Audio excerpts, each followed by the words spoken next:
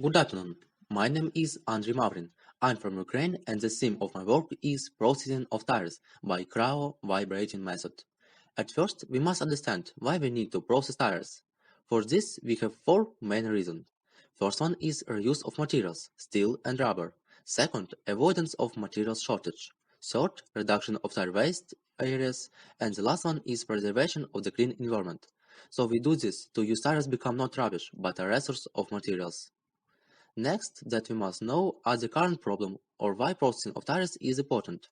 It's important because modern methods of the recycling have different disadvantages. Every year from 7 to 10 million of tires are used, so 25 million tons are already waiting in landfills, because only a half of tires is recycled every year, and another 20% are just burned. And the last is that used tires pollute of soil and air with toxic substances and gases. Example is benzopyrene gas, which is strong mutagen and carcinogen.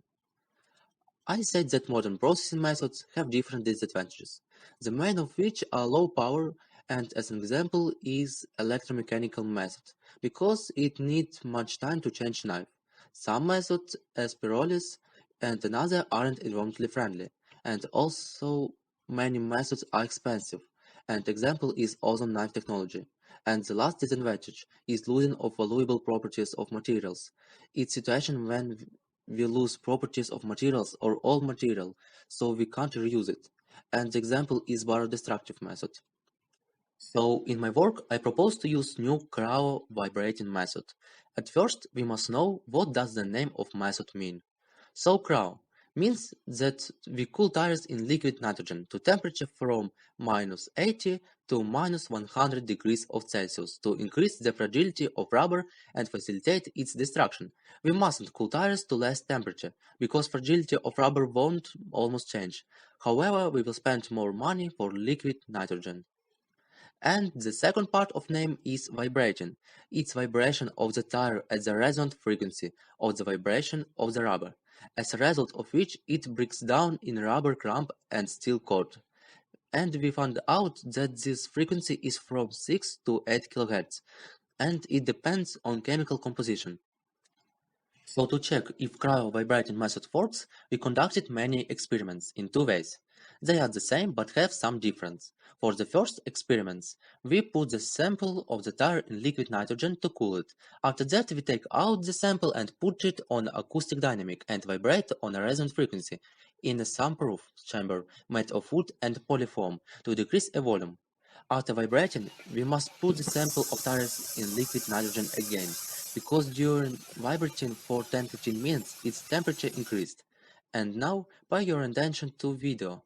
As an example, after that the sample breaks down itself immediately or after light mechanical interaction. And for the second experiments, we put the tire sample in liquid nitrogen and vibrated on a powerful vibrator also for 10-15 minutes. So the sample breaks down during the vibrating, and on the video you can see black points near the sample. This is rubber clump, which size is the same as sugar granules. So the results are the full separated rubber clump and steel cord, which you can see in the photo. It is also important that we can use this method to process tires from synthetic and natural rubber. To sum up, we can point out that cryo-vibrating method preserves materials and their properties. That method is more eco-friendly, faster and cheaper than others. Productivity is a ton per hour and price is about $45 per ton. There are money which we spend to use liquid nitrogen and electricity. And the main conclusion is that the method is effective and can be implemented in industry. But there is one question left. We know that steel cord we can just remelt and reuse, but what can we do with rubber crumb? We can make from it, for example, a rubber plate for covering sport and playgrounds, or use it as soil on a football pitch. But the main goal is to use rubber crumb as reclaimed rubber for new tires.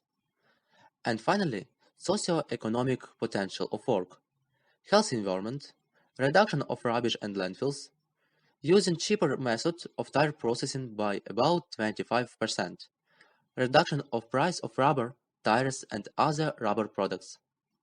So, thank you for your attention.